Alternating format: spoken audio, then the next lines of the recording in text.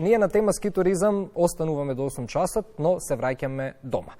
Пред да одиме со вториот разговор во студиото, еве една убава информација. Додека ски центарот Попова шапка, како и секоја година има проблеми уште на стартот на скијачката сезона, еминентниот британски весник Таймс ја стави Попова шапка на листата на 10 восхитувачки туристички дестинации во светот.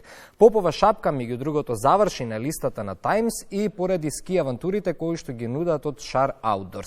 Станува збор за група домашни авантуристи кои израснале на македонските планини. Тие нудат посета на недопрени делови на планината со ратрак, пошто гостите можат да скијат низ длабок снег, планинарење и возење со електрични велосипеди или истражување на планината вон зимската сезона, пишува Таймс.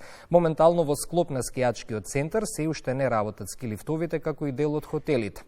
На листата освен Попова шапка се и лагуни во Исланд, францускиот гастрономски замок Белет, луксузни одморалишта во Дубај и така натаму и така натаму.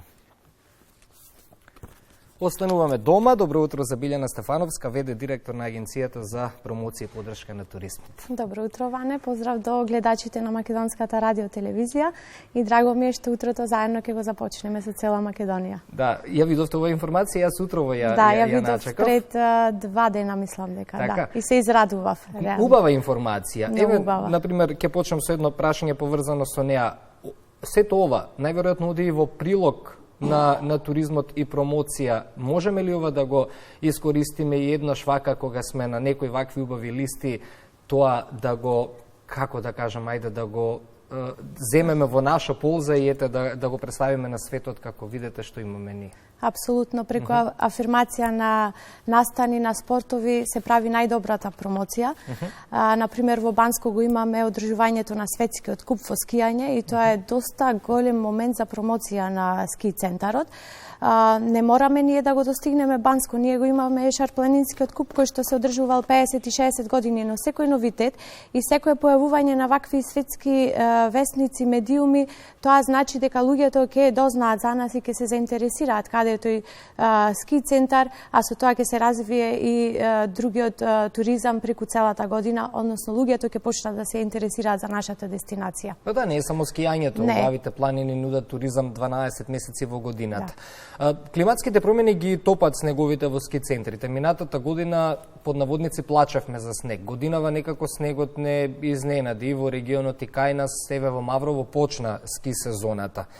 Тука се поставува прашањето, може ли да се продолжи да се размислува, да се инвестира во ски центрите, да се развива овој тип на зимски туризам или треба да се бара некоја алтернатива?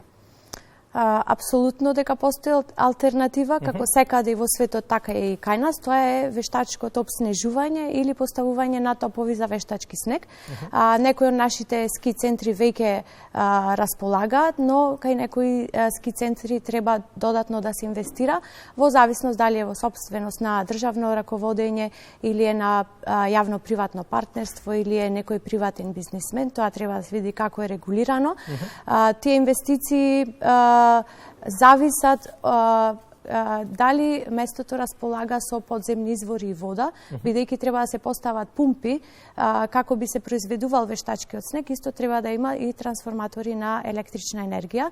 Значи треба тие два сегменти да се достапни на дестинацијата како би можело по-профитабилно и поекономично да се постават тие системи за вештачко обснежување.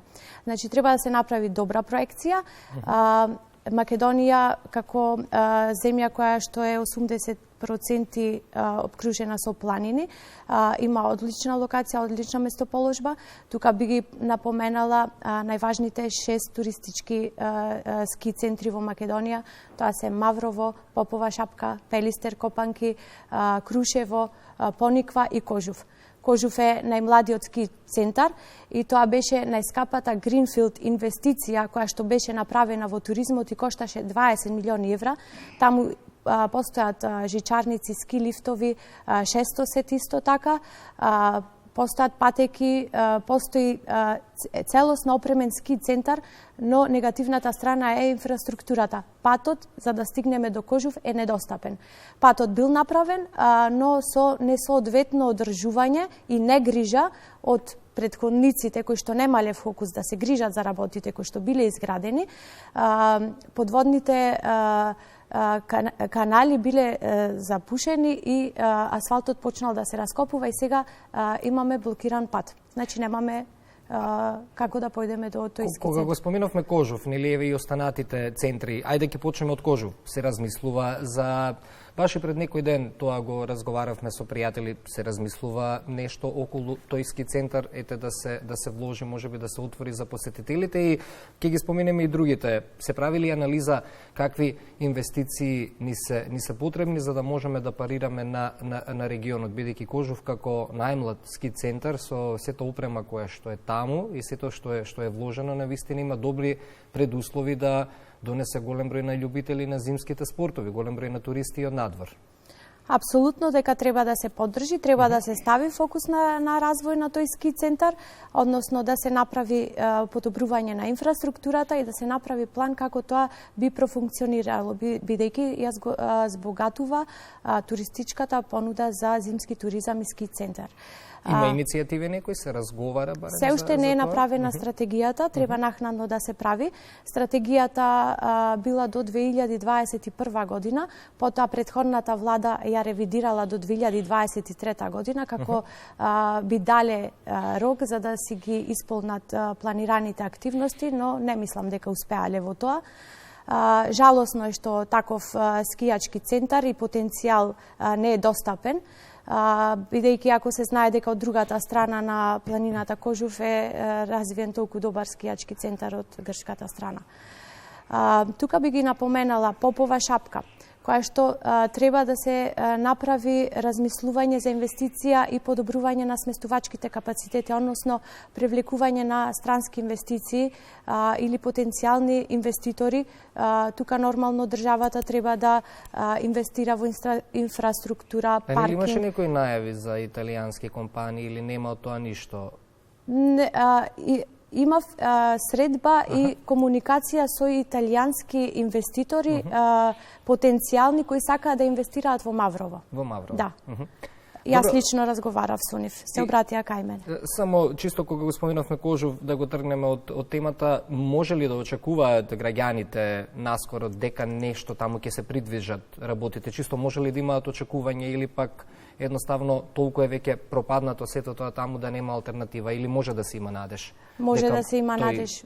Центар може да проработи. Може да се има надеж дека ќе проработи и треба да работиме во таа насока за да го реставрираме и да го отвориме тој скијачки центар. Покрај Кожув, би го на Попова шапка ја спомнав дека одлична, треба. Да, одлична. Јас сум имала можност во Швајцарија лично да ги посетам најважните ски центри Давос и Сент Морис и тие не изгледа ништо поубаво од нашите Попова шапка и Маврово, а се толку развиени. Тоа Сент Морис е буквално едно село со скапи луксузни хотели и продавници и добри патеки и тоа е се организирано, но мислам дека е добро брендирано и имиџот е пораснат и е направена многу добра промоција. Исто како на нашите соседни центри Копаоник, Банско, кои што инфлуенсерите си го прават своето и го имаат доста изрекламирано. Копаоник е прераснат во бренд. На крајот на месецот Агенцијата за промоција и поддршка на туризам имаше можност да бидеме присутни на Новосадскиот саем и таму баш наспроти нашиот штанд беше специјално штанд поставен само за Копаоник. Значи покрај националната организација, туристичка организација на Србија и туристичките организации по градови на Србија, Копаоник имаше сама штанд и се рекламираа сами. Нашите ски центри би било добро да доаѓаат со нас кога ќе посетуваме саеми за промоција, дали во Берлин, во Шпанија, Истанбул или работиме на планот за следната година каде би ја промовирале Македонија. Значи секој хотел, туристичка агенција, ски центар и секој кој што сака со котизација може да биде присутен со агенцијата заедно да ја промовираме Македонија. Крушево како планински град, единствен планински град во Македонија и највисок град на Балканот, располага исто со ски центар. Но жичарата е стара, исто треба реставрација, инвестирање, реновирање. Пелистер, Копанки, работи добро, значи планината е над 2000 метри височина, гледката од Пелистере може да се види 1/3 од Република Македонија. Позиционирањето е одлично, бидејќи од аеродромот од Охрид до Пелистере 70 километри, од аеродромот од Скопје до Пелистере 170 километри, што сметам дека нашите ски центри имаат одлична локација и се добро инфраструктурно поврзани. Сега тука малку смета изградбата на автопатот Кичево-Охрид и новите најава за изградбата Кичево-Гостивар на новиот автопат. Сето тоа би помогнало. Исто така би помогнале и авионските линии кои што би се воведиле не само преку летниот период, туку и преку цела година и зимскиот период.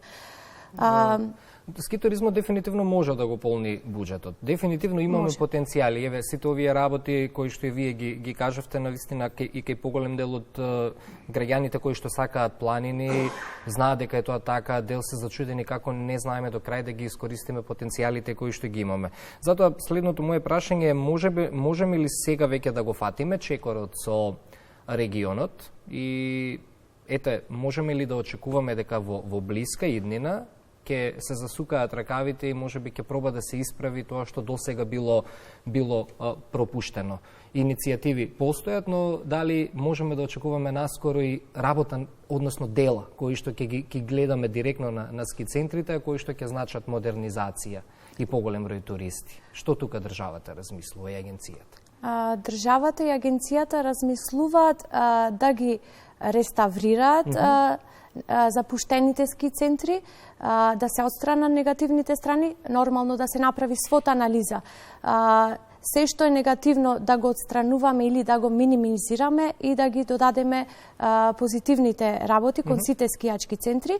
Да не се става фокус, например, само на Маврово или Попова Шапка, Пелистер, него сите паралелно, сите паралелно, бидејќи ако еден турист е заинтересиран да престојува во Маврово, сигурно ќе изгугла и ќе види дека постојат и други скијачки центри и ќе сака да ги посети, бидејќи тие се занимаваат рекреативно и мала држава поврзано, да, така да може тоа да се користи убаво, да. Значи државата мора тука взаемно да работи, паралелно дали преку јавно-приватно партнерство, да ја подобри климата за инвестиции, за потенцијални инвеститори, дозволи за градба на хотели,